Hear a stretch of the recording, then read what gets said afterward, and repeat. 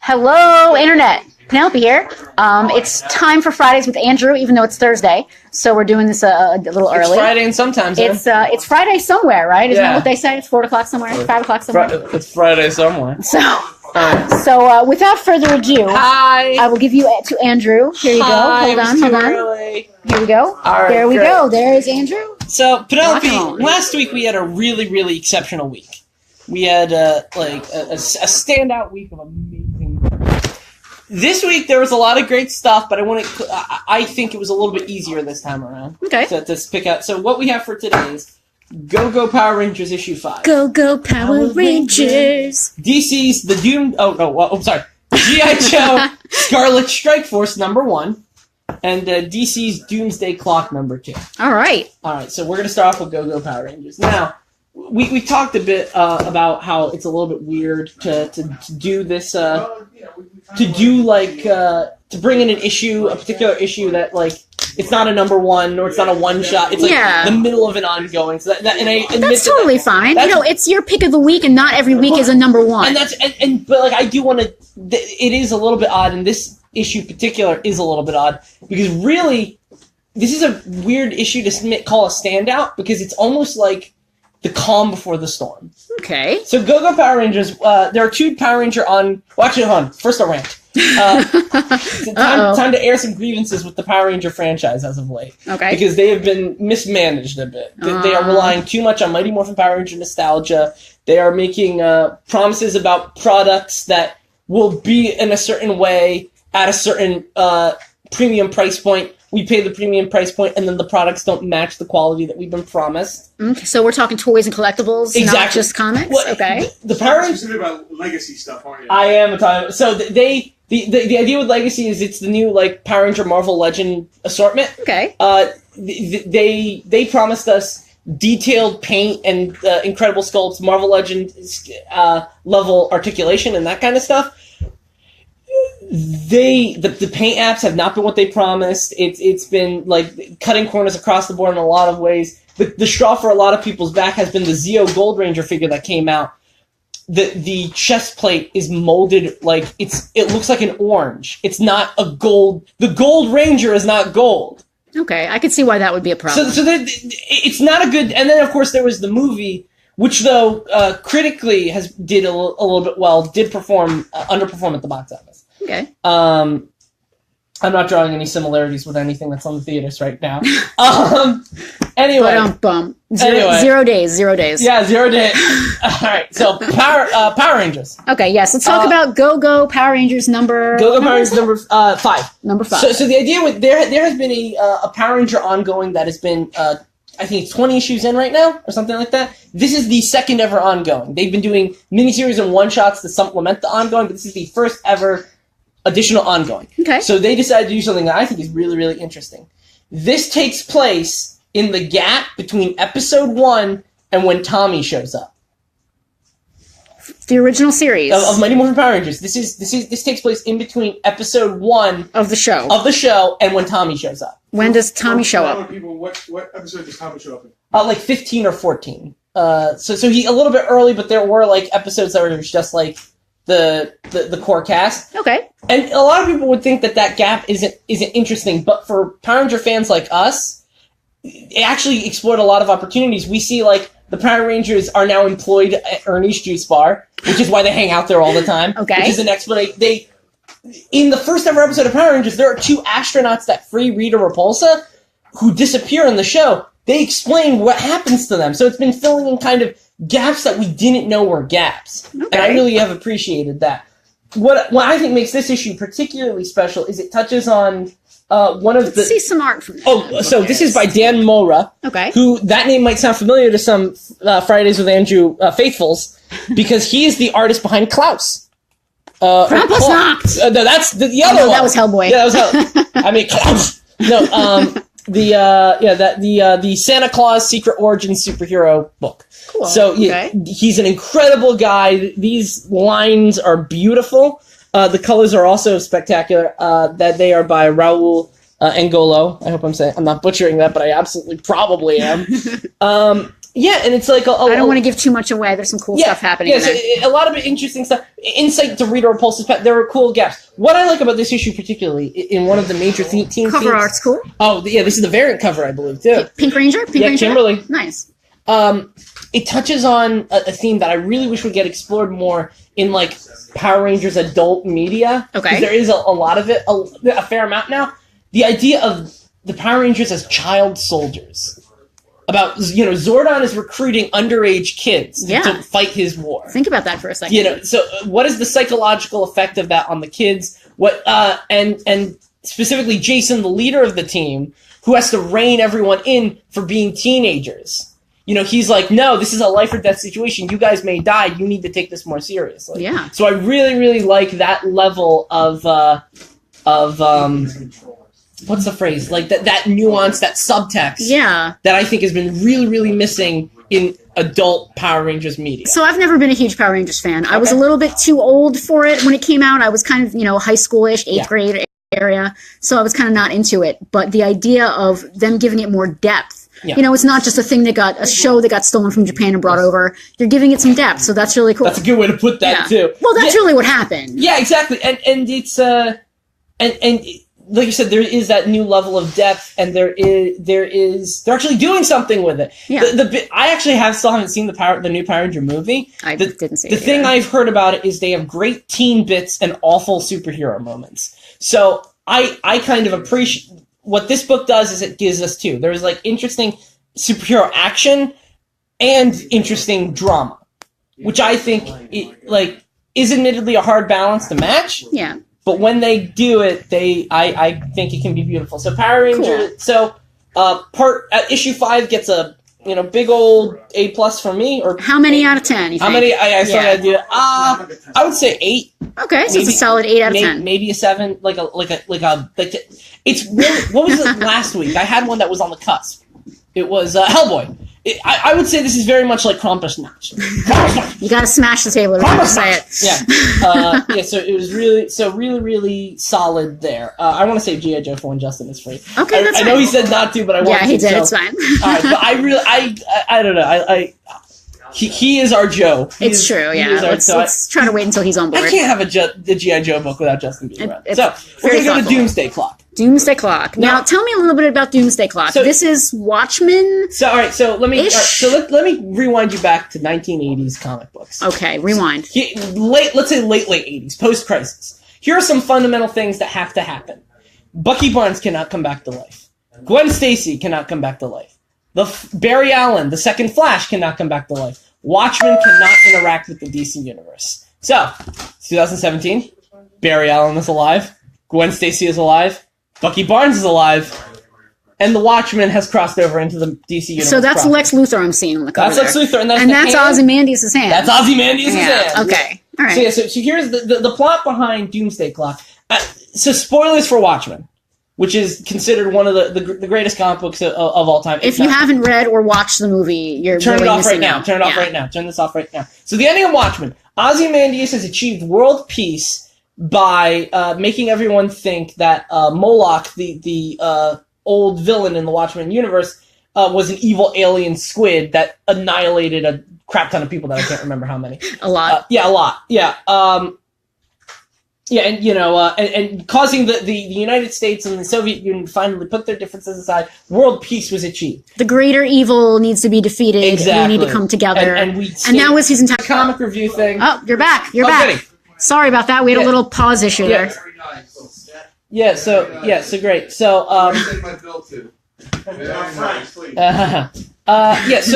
So Doomsday Clock poses the question of, what if Ozymandias' infallible peace plan wasn't so infallible? Okay, I like that. I like that. Peace, because it's really not a great idea. It's actually a dumb. So Lex Luthor and Ozymandias have a scene together in this. Okay. Lex Luthor kind of shit talks his plan. Okay. He goes, if you're the smartest person on your earth, I'd like to meet the dumbest. Oh. Hey, bud. Hey, I'm doing we're live right now. You're on TV.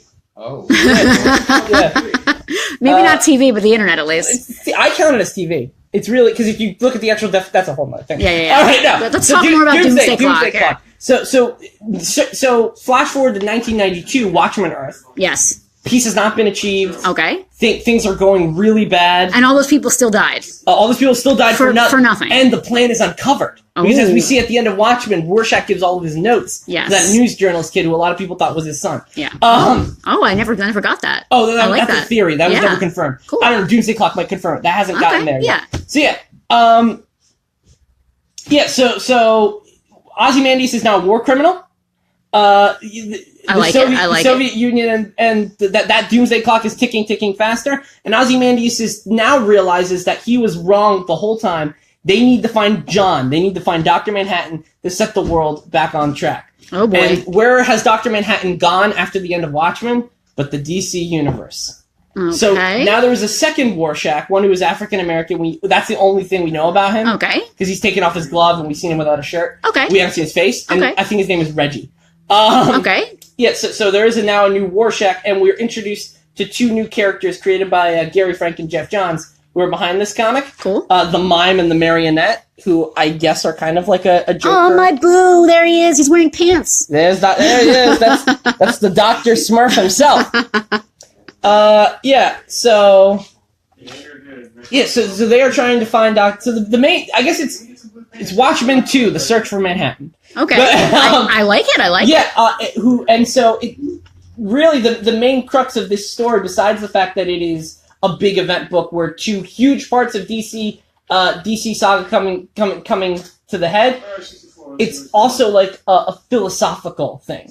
Watchmen was always kind of right. It really captures the spirit of the original Watchmen. Now, is this better than the Before Watchmen mini series? I didn't read any of them. What? Yeah, I was doing a DC. I was either doing a DC boycott at the time, or I had a very tight belt. I can't remember. I only read the Dr. Watchmen, Dr. Watchmen, Dr. Manhattan. He's my baby. He's my boo. He's my fictional John's boyfriend. A sweetheart. He's a sweet cancer-giving heart. It's not his fault. That was a lie, right? Didn't Adrian give those people cancer? I don't remember. All right, no. Regardless, yeah. And actually, it's funny you should bring up that series in particular. There are a lot of tie-ins with, I think, all of those. Okay. That series in particular, because at the end of that series, it's implied that Dr. Manhattan creates a new universe. Yes, because doesn't he say he's going to go off by himself? Yes. Well, in that universe, that comic expands on it even more. He does create a new universe. So are we thinking that he created the DCU? That was his creation? So there's a lot. Again, this is issue 2 of 12. Okay, so we've got some time yet. And the hand that creates the DC universe, people have said is blue. Oh, from where did we see that? Chris on Infinite Earths. Okay. Now, to be fair, the hand isn't blue. The coloring is blue because the energy it makes is blue. Maybe it's all blue. It's issue 2. It's all blue. Oh man. We're going to see. A lot of people think that this is forced. Maybe it is. As a Dr. Manhattan fan. Yeah, I think it's really, really interesting. I think it's being done well in a way that justifies its own existence. And I think it's the best stuff that Jeff Johns has been putting out since Blackest Night. So, okay. And Gary Frank's art, I mean, look at that. Let's look there. He is a creepy looking dude. Let me zoom in on that crap a little bit. That is a beautiful illustrated. It's a little bit of glare there. Let's. Yeah. So that's really, really He's special. wearing a very nice suit. Got an Ozymandias little hand going on. Yeah. There. So Doomsday Clock gets a 9. All right, 9 out of 10. 9 out of 10. Wow. It was almost a perfect 10. Yeah, no, 9 out of 10. I'm really. It really is spectacular. It really is. Maybe what's stopping it is the fact that it is like an issue 2, and it is. It's not a self-contained thing. It has to lead into other things. So for now, it's a 9. It may be better. Who knows? Yeah, maybe in a trade. Well, I can't wait to read this whole thing when it's done. It's just been a phenomenal. Like I haven't. Again, I don't try to get too spoilery with these reviews. Yeah, it's hard. There's a fantastic thing where European sociologists within the DC universe have created the Superman theory, which is the idea that the DC superheroes are a larger conspiracy theory, or the Supermen theory, rather, that the U.S. government is intentionally creating Supermen, and they give these people outlandish backstories as a cover-up. So Superman didn't come from Krypton. He's not an alien. He was created in a lab. Right. Well, we as readers know he is. Okay. That's not in question. Okay. What it is, but it's a beautiful bit of in-universe thing that ties into the larger Watchmen theme of superheroes shaping international conflict. Wow. and it's a wonderful. Yeah, I mean, you and I know Clark Kent. Yeah. You and I know he's Superman. Yeah. The people who walk on the street. Yeah, they have no think idea. Superman, and to a guy who lives in some European village. Who why wasn't Superman from Croatia or something, or why wasn't he from Czechoslovakia? He's an all-American boy. Well, we saw when he crash landed in Russia, that was an entire book. Yes, Red Son, one of the best elves, if not the best elf. Which I'm a little of. biased toward the Golden Age, but Red Son is one of my top 5. Okay, it's a beautiful story. But yeah, Doomsday. We're trying to stall so Justin can join us for G.I. Joe, but I'm not sure. It's not in the cards. Justin, any chance you could join us for this G.I. Joe discussion? No, it's not happening. All right. It's not happening. Okay. It would have been nice. You can chime in if you want to. Yeah, I'll be sure to talk loud. It's hard for me, but I'll do it. It's very difficult. Andrew, fix your hat. You're killing me. You got a little rumple on it. How about this? Or you could do that. Yeah. That works. Just throw it on the floor. Yeah. It's dramatic that way.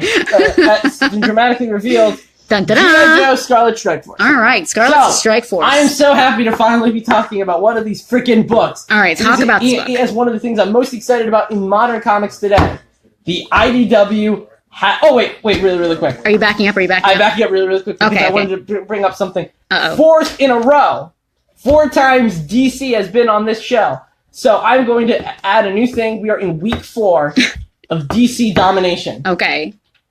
Who can they be dethroned? Will they be dethroned? And by the way, I've come up with names like Marvel Mayhem if it happens for a different company. Okay. But we're in DC Domination. So what you're saying is that 4 weeks in a row we've had DC books on your pick. Every single time. And there has not been a Marvel book every week. There hasn't been a Boom book every Marvel single hasn't week. even shown up. Wow, okay. They haven't even shown up to the party. All right. They're getting their butt kicked by every other name in the game. So DC is now 4 weeks again, running. I'm buying Marvel books. You are. I'm buying good Marvel books, but they're just not cutting it. All right, fair enough. All right, great. So All right. DC, 4 weeks. 4 weeks. Come back for week 5. Will they hold on to the See belt? what's happening next week. Will DC still be in the top 3? Well, but right now we have ID. Oh, by the way, I guess this is week 2 of Boom Bonanza. Okay. But yeah, we got IDW. IDW. Let's talk about this. The IDW Hasbro verse. So, flashback to the year 2015. So long ago. So long ago. It feels like it. 2015, Hasbro announces something extraordinary. They've been doing Transformers and G.I. Joe books for a while now. Yep. For Transformers, at least, at 2015, it was 10 years. G.I. Joe, I think, started in 2008, so it was less than that. And we've had our good friend Larry Hama writing some books for them, yes. Absolutely. We've had Tom Scioli, who did Transformers versus G.I. Joe, another friend of ours who's been out to the store. I love his art. He, very Kirby influenced. I love his... All right, so... I didn't mean to derail you. I just want to talk about IDW a little bit. I love artists, man. Scioli? Scioli, yeah. Scioli. So IDW... I'm sorry, go ahead. Okay. IDW actually sponsored our Transformers vs. G.I. Joe diorama in our old location. So and Tom Scioli came out and did a little thing with that too. So that was good. My favorite thing Tom Scioli ever did was his redesign of the Halloween October Guard. I want toys of those so bad. You hear that, Tom? He wants toys. I want of the October. No, because they were. And I'm not the biggest. The October Guard were always kind of weak to me because they were just communist G.I. Joe, Yeah. which I'm sure for some of these that's great. Their outfits are cool. But I thought their Halloween October Guard. It was so fun, and like all of their names. I love those designs. I want toys of them. Okay. But yeah, so that was a IDW. You hear that? You'll sell at least one of each. Oh my gosh, I'll buy all of them. All right, I got you on a tangent about IDW. I'm sorry. So IDW has been doing Joe books for a while. They've been doing good Joe books for a while. And Gem, I think, was like the 3rd longest thing that they've been doing, which really is, as I keep gushing over, is fantastic stuff. 2015, or maybe late 14, they announced ROM ongoing and a Micronauts ongoing. Yep. And shortly after that, they announced all of the IDW is going to be combining all. I've been playing with this on. It's fine. You're fine. My hands have ADD. Just your hands. Just the hands. Have been combining all of their titles into an action IDW Hasbro-verse. They're doing like this crazy Hasbro-verse. It has been amazing. Overall, it's been amazing. It has had some flaws. Now, to bring that not just into comics, but into the real world, they've also condensed, they're doing HasCon now, whereas there used to be a BotCon, a Transformers convention, run by, individual groups. The G.I. Joe convention, I believe either this year or next year is going to be the final version. Here's the interesting as we knew it. Here's the interesting thing about this universe. It wasn't a Hasbro mandate. IDW came to Hasbro and said, since we're doing so many of your books, we think it would be cool to put them into a series. Yep. Hasbro thought that was a fantastic idea because they thought they could make it work with their larger ambitions. Some cool games? Their larger ambitions of doing a cinematic universe. Just in. Whoa. Hot off the presses. Hot off the presses. I'm gonna interrupt Andrew for 1 sec here. Yep. Hot off the presses, guys. I consider this the stuff that lets me do this. This just in. Yeah, that's a hell of a collection right there. Cool. I mean, that's all the N64 Mario have-to-haves, right? Yeah, I would agree with that. Smash, Mario Kart, and Mario 64. Yeah, and Mario GoldenEye. And Mario GoldenEye. It's the Mario version. I'd play that. Who wouldn't? That'd be amazing. Okay. A blue turtle shell that kills Oddjob? Then there's some meat and potatoes. Some sports. Yeah. We're almost done. I'm doing today. We're talking about All right, let's talk about G.I. Joe, Andrew. Yeah. So You got 7 minutes. The Hasbro verse has been fantastic and amazing and really, really cool, and I've been digging it for, even though it has some flaws. Too many crossovers, in my opinion. There we go. We're back. Oh, great. Fantastic. So Keep going, Andrew, before this thing poops out again. Absolutely. Stand near the... We're fine. No, we're 10 feet from the router. That's not the router. It's your phone. Okay, great. All right. Okay, go ahead. Super. So, G.I. Joe. Yeah, G.I. Joe. So each book, so ROM was being positioned as a sci-fi thriller. Cool. Mask was being positioned as Fast and Furious with sci-fi. Nice. Transformers was the only one that I didn't seem to have a niche. It just kept doing its own thing because, but they did reinvent G.I. Joe. They have positioned G.I. Joe to be sort of the Avengers, Justice League, like the main guys of this universe. Like they are meant to be the main heroes. Not Transformers. Well, again, because Transformers aren't really heroes of Earth. They're heroes of Cybertron. Okay. So the Earthlings kind of don't... They have like a cautionary trusting of the Transformers. Okay. So G.I. Joe, they called it the crown jewel of the Hasbro universe. Okay. Oh, it's so good to hear them saying that. Yeah, and so... But that's IDW saying that, not Hasbro. That's IDW. IDW thinks... Hasbro doesn't think that way anymore. No, they don't. But IDW, you would be... Well, again, I don't know how you would feel about it because as they've been kind of being really, really kind to G.I. Joe, they've been striving away from the military elements.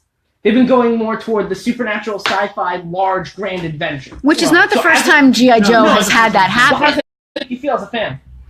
Well, that's what turned me... That's why I got out of G.I. Joe in the 80s. In the early 80s, it was Hoorah, Ronald Reagan, America, Army. Yeah. And that's why I loved it. And then it started getting a little more sci-fi and stuff. And it just... not that I'm the epitome of like get your girls American, but that's what I liked about G.I. Joe was the military aspect of it. So when you start losing that and getting a little too sci-fi with Cobra Law and all that stuff, it lost. So I hope not to offend your sensibilities, but I'm actually the exact opposite. I'm more attracted to the grand adventure aspect. It's probably the era you grew up in. Yeah. When G.I. Joe first came out, he was a 12-inch action hero. Yeah. He was played with by the kids of parents who were heroes in World War II. So G.I. Joe was very military. Vietnam War starts, the whole anti-military thing starts. Yeah. G.I. Joe starts going, they stop doing the military. Yeah, he becomes almost Indiana Jones-ish. Yeah. So it's the same thing as going on now. He goes to Egypt, hangs out with mummies. I never thought of it that, but yeah, that's super. And that's what this book is. So this is G.I. Joe Scarlet Strike Force. Scarlet Strike Force, issue number 1. Okay. And there's a bit of contryousy with this book. So you've got 5 minutes. I got 5 minutes. Oh no, I consider it a challenge. Let me sum up. Yeah, great. So basically, the creator of this book is a very modern guy. He's been striving to make G.I. Joe a little bit more inclusive. He's made Spitfire Muslim British. He's made Salvo a. He's a pilot character. No, he should be British. Some 90s. British Muslim. He's British Muslim. Okay. Yeah, Salvo is a American Samoan person of color, female now. He I don't have anything against that, but Salvo was like a big dude. He had a shirt that said "Might makes right," and she still has it. Oh. Wait. It's gotta look weird on breast. Yeah. The character of Quick Kick has been elevated to a certain extent. Doc now has a daughter who's like also. Yeah, Doc. she's Doc too. Yeah, Yeah. Greer. Oh wait, was she from other continuity? Yeah. Earlier in continuity. Like, Okay, yeah. Well, now she's like yeah. Hold on, I'm trying to find the part with Salvo. But there she. Yeah, they don't really show much of her, just her head. I'll look through it after. Yeah. Oh, there she is. Yeah. You have limited time. Yeah, I got no time. Gong Ho is now a gay guy. That sounds like a stereotype. I don't know. Well, he was a Marine who wore An open-chested shirt with a mustache. I feel like that's almost like He kind of looked like almost a village person. He really did look like a village person. Yeah. So I'm not sure if that's a good stereotype or if it's a. Yeah, well, but at least he's not going, "Hey guys," you know what I mean? Like, yes, no, is he? I don't know. No, he's not. He's just acting like Gong Ho. Cool. He just also likes dudes, as you do, or as one does. Oh yeah. So anyway, there's a certain subsection of the G.I. Joe fandom that hasn't liked this, that has been railing for Aubrey Citizen to be kind of fired and let go, and he more or less has. They announced that Scarlet Strike Force would be ending after issue 3. And there were supposed to be how many issues? 9 issues at least. And they're just ending it at 3. It's not because specifically of his trying to be more inclusive with the Joe team, right? It's because of his jackass words. So Aubrey Citizen made the mistake of what he thought was being like having an own opinion basically, and kind of a mangled, ham-fisted something about like the exploitation of 9/11 survivors, or sorry, 9/11 victims rather. It changed the narrative, and again, that was a huge mistake, and he owned up to it, and he had to own up to it. But to what you're saying, Justin, I don't feel like that is what the people who wanted him fired did. I felt like that they used him as a tool to get their agenda. Well, I think there was legitimate people who were upset about it. Sure, but he gave them the ammunition. He gave them and I absolutely agree with you on that. And that's kind of the double-edged sword of being a public figure is, you have to watch out for what you say. I just think it's unfortunate because this book is really good. The art is kind of like the stylized kind of art that I kind of go for. They're still continuing with righteous Hasbro callbacks. We see the debut of the Army Ants. Oh yeah, we talked about Army Ants. So the Baroness is Cobra Commander now. Baroness is Cobra Commander, which is another. You should see her outfit. Well, Cobra Commander is a mantle. In the IDW books, we've seen at least 5 Cobra Commanders. Okay. She's the latest to take the. Her outfit one of is Tomax's awesome. Zaymots were one of the. So her outfit is basically she has the Cobra Commander hood and her regular Baroness armor, but in the Cobra Commander blue. Cosplay for you. That would But be in a blue. custom figure. Yeah. Yeah, it would be. Yeah, so great. Very cool. Very cool. Yeah, so no, I love that, and it seems like she's like the most radical Cobra Commander yet. I am not going to read that book. Simply for the fact that it was supposed to be 9 issues. And it's only 3. It's only gonna be Yeah. 3 issues. Yeah. I'm getting cut short. I can't invest myself into it. Right. And I want to ask you to, but I do feel like it's a shame that what has happened to it has happened to it. He got a gag order. He wasn't allowed to go on podcasts or talk about it on his Twitter. So people didn't know that it existed, so they didn't get to pre-order it, which is a death sentence in comics. Sure. If you don't know a book is coming out, and if you don't pre-order it in ahead, G.I. Joe is. It is my favorite property. Yeah. I can say that. I mean, I love Star Wars, but G.I. Joe is my favorite property, and I love for G.I. Joe to get positive, good things happening with it, new things happening with it. So it's a shame that this happened. yes. And again, it is partially his fault. Even though that there were people who were gunning for his head, like you said, he gave him the ammunition. Yeah. It's just me personally, I'm kind of also ashamed to see like those people get their way. Those people, Andrew. Are you a snowflake? Are they snowflakes? Andrew. I don't know. You're being like the people you don't like. I know I am. I know, which is really bad. Because I'm sure there were people offended by that that are not those people. There were, and there absolutely were. Like you said, there are people who think like I do who are mad about that. Yeah. And everybody in New York City was probably mad about it. Yeah, everybody. Or no, everybody not in New York City. Yeah. Right, exactly. I'm not 100% up to speed on the story, Do but some research, guys. Google it, guys. Aubrey Citizen, G.I. Joe. That's all you need to know. I would suggest reading at least 3 articles about it because on both sides there are exaggerations and hyperbole about. So don't just read the NPR version. Exactly. And don't just read the Breitbart version. I was going to say. So the balanced version, you'll get the whole story. Okay. This book is really, really solid. Regardless of politics. Regardless of politics and regardless of what Citizen did, It's a shame. I got to imagine though, with G.I. Joe's profile in this larger universe, Hasbro's going to bring it back in some form. Well, Hammer's still doing his. Yeah, he just came out. He came out with the. Is it? Is so it? was this the only G.I. Joe book connected with the larger IDW universe? Correct. God damn it! Yeah. Because it was a huge plan for IDW to do this whole thing. Yeah. Are they rebooting the G.I. Joe aspect? They said they're going to have something with G.I. Joe. I assume someone's going to, a new writer's going to take over, but I'm very afraid that new writer will maybe try and undo some of the stuff that I like that Citizen has done. So it's interesting to see. I'm not really gay, guys. It was all of the snow It globes. was just testing. It was Gung Ho went back to college and he was experimenting. Honestly, this was a 9. Another 9. I love the art. I love the story. And like you said, it's a shame. There are so many seeds being planted. Yeah. It ends with them on a dinosaur. Oh, island. gosh. So Does this remind you of Force anything? Awakens of G.I. Joe? I don't know about that Books, because and then- it's like if Force Awakens was good. Oh no, sorry. What? Last Jedi. Or wait. No, you said planting seeds. Oh, my bad. I'm Like, sorry. you know. I missed the reference. Yeah, it was. Yes, it was the Force Awakens of G.I. Joe that will never come to. Well, again, I don't know.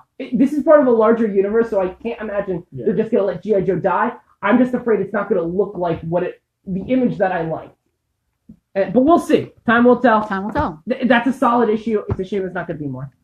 As always, you can order these through. Oh, yes, absolutely. yes. Especially, yeah. So Give as yourself always, a shout out if there, you want, Andrew. Go-Go Power Rangers, I'm pretty sure it's going to be in trade soon. So look for that